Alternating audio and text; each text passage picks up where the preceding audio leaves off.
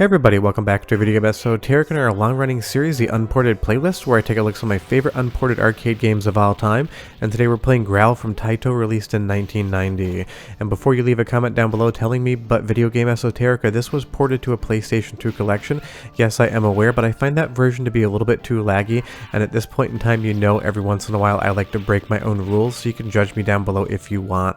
But I absolutely love Growl. It is a super competent 2D beat-em-up game with some awesome graphics for 1990 and a very strange storyline that when you actually think about it makes no sense whatsoever. And if they weren't trying to copy Indiana Jones, they definitely failed, because this game has big Indiana Jones vibes, at least in the beginning of the game. But one of the big things about Growl when it came out is it pushed more sprites around on screen than pretty much any other beat 'em up before it. This isn't even a fully filled screen compared to what Growl can do. Sometimes there'll be 15 or 20 different opponents on stage at once, and it just becomes pure chaos. And I also love that when you throw that grenade, limbs and heads just fly off into the distance. But you'll see here again, when these enemies get stacked up on one another, this game is just pure chaos in the most fun way possible. It is definitely better with two players when you can take one side of the screen and they take another, but it still works as a single player experience. So I will say that was a poor choice of hair color for the woman on the left. It looks like her skull has just exploded, but that is just her hair. So if it seems more violent in spots than you think it should be, just remember it is hair.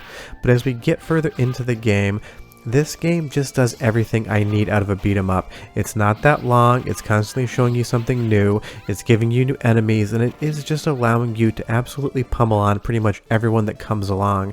You can even do stuff like pick up rocks in the game, which is an inexplicable thing to be able to do. Now I will say that every single boss can get stun locked. You can definitely cheese this game, but pretty much every arcade game from this era, you could figure out a way to beat a boss without taking any damage, but if you get off your cadence, you are going to lose that stagger, and you're not going to be able to get through with at least losing one life, because Growl definitely does stun lock you as well. You can get into a situation where you're going to lose a credit just because the game feels cruel. But as we move right into the second stage, I love how this game basically leads you from one stage to another with a little bit of a cinematic in between. But I just love being on top of a train beating up these dudes while birds that we just released come down and drop grenades for us to throw. Never seen a bird hold a grenade in real life, but honestly that might be a useful thing for the military in the future. Train hawks to hold grenades. You might just have something there with not a lot of drone technology. But of course it's a beat 'em up from the early 90s, so there's definitely going to be bonus stages where you could compete against the person you're playing with if you're playing a two-player game, and Growl is no different. Just hit these cages, beat the barrels, release the hawks, and you're good to go. But as we move further into the game, it definitely has a certain Taito charm to it. Now Taito did one of two things with the artistic style of their games. They either went full neon with games like Night Striker, or they went with this really drab gray, black, brown sort of hue with Growl here. It works in the context of this feeling like Africa, but it isn't the most colorful game, so if you love colors you might not love the art style of this one. But if you love a good beat 'em up, you can't go wrong, and I love that when you lose a credit and you continue, you have this gigantic punji stick trap come down from the sky and destroy pretty much all the enemies on the screen. It makes no sense how that happens within the context of the game world, but it is a nice assist and I do love it. And once you stagger an enemy and get them down to their hands and knees, you can just absolutely pummel away at them, getting an easy victory with basically immunity. And as you get further in here as well, you're just going to start seeing these enemies 100% stack up on the screen. There are so many different sprites this game could push, and in 1990 you didn't usually see that, and again you just saw about 7 severed heads and a couple of limbs fly with that grenade. If you throw it, it does not hurt you whatsoever, which is a good design decision. If your opponent throws it, it's going to just hurt you. But look at this screen, it is chock full of enemies. Sure, they're repeating to save on RAM, but otherwise, this is more enemies in a beat 'em up than you're ever used to seeing, and it just works. And the other thing is, it's a Taito arcade game, so you know it has an absolute banger of a soundtrack. Go ahead and listen for like 35 seconds, I'll come back and tell you more about the history of the game.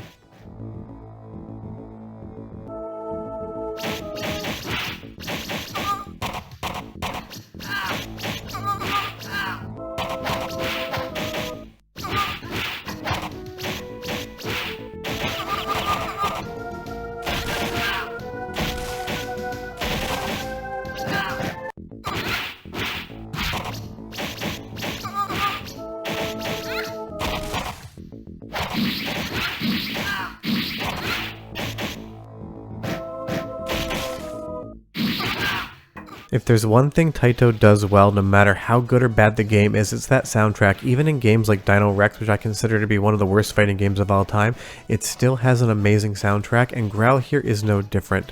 So you'll see here again, we get the boss in a stun lock state. If you figure out the right placement, you can do it to every single boss, but honestly, they are so cheap and cruel, it doesn't really feel too much like a cheese if you want to actually do it for yourself. And they give you the option whether or not you want to beat him. He locked up an elephant, so he definitely had it coming. And you'll see here that that elephant is going to come in and save the day as this green tank pops in. And then suddenly this green tank is going to turn into what amounts to a military clown car, because there's going to be so many different dudes in turbans jumping out of it, and then the suspender men as well. Not sure how much a tank can fit as far as humans are concerned, but I think they probably exceeded the safe limit. Now the game will also every once in a while change things up. You go through this little cave here, and we've been playing a standard beat 'em up, but now we have a 2D belt scrolling beat 'em up that doesn't have any ability to go in or out of the background. It only does it once, but it is a unique and fresh way to change the gameplay up, because by the time you get here you feel like maybe you've played just enough of those type of stages. So the developers at Taito were very smart to give you something else to do. It's not the longest stage, but I love this pseudo heat effect as that background layer warps in and out of existence. It does make it look like there is heat going on, but you only see it in the background layer, so it must be something that they could only do on that specific layer versus having it in the foreground. But for 1990 it definitely sells the illusion, and as soon as we come out we end up on this island of moving dirt with a tree. Not sure why they put that in there, just to prolong the game, but it is a fun look. But Growl is just a classic early 90s beat 'em up.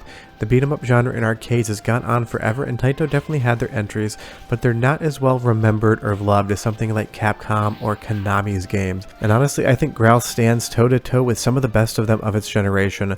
But as I pick up a boulder above my head and throw it like it's no big deal, this next track, give a listen to. It's one of my favorites Taito's ever done, but I'll be right back with more Growl, so enjoy.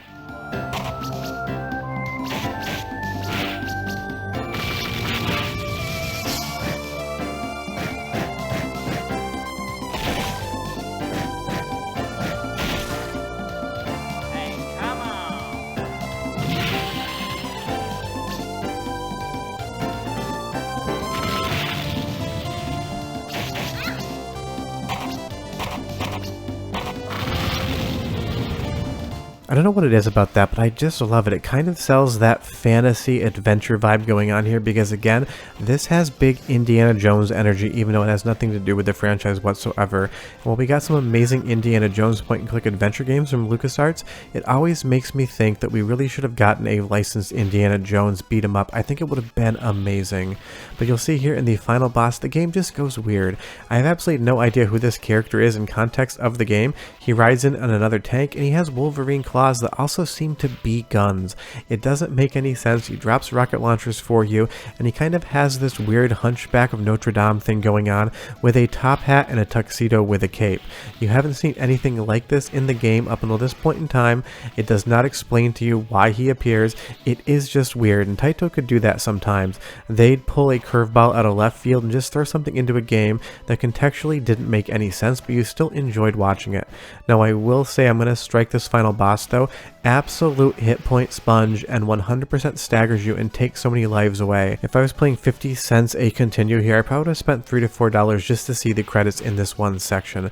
But again, you get this weird hunchback, harlequin clown looking boss, and when you defeat his first form, he undulates backwards and you're wondering what in the hell is going on, and then suddenly a giant worm hatches out of his back. You have not seen any monsters in the game up until this point in time. You've been beating dudes in turbans, women in miniskirts, and men in suspenders, and now all of a sudden we have a worm monster. I don't get it whatsoever, but it's kind of the charm of the game. Sometimes things don't make sense and you just go with them, especially back in this era. Sometimes things were just illogical, but we were happy to see them even if they were strange. And that's the thing about Taito. They did make strange games, and they were definitely an uneven developer. For every single Growl or Night Striker, you get something like a Dino Rex. But even when Taito was bad, their music was still amazing, and that's why it's always fun to talk about them. And I love that when we finally defeat the giant worm clown boss, we unleash all the animals from captivity: deer, hawks, gorillas, elephants. It's just such a fun game. It kind of feels like Captain Planet long before Captain Planet would exist, and Taito made an amazing beat 'em up here. So definitely, if you've never played Growl before, check it out. It emulates perfectly on MAME. Arcade boards aren't cheap, and I don't know if it would be worth it to buy one unless you're a big collector like me and lack a lot of common sense. But honestly, Growl is just one of those games. It's not going to make the best beat 'em ups of all time list anytime soon, but it is a ton of fun. It's very strange and weird, and if you bring a second player and deal with all of those enemies on screen at once, it's going to be an absolute blast. But short of that, leave me a comment down below. Tell me if you've played Growl or if you plan on playing it after this. I'll have a lot more unported coming up, and I got more videos throughout the week, but we are done. Bye bye.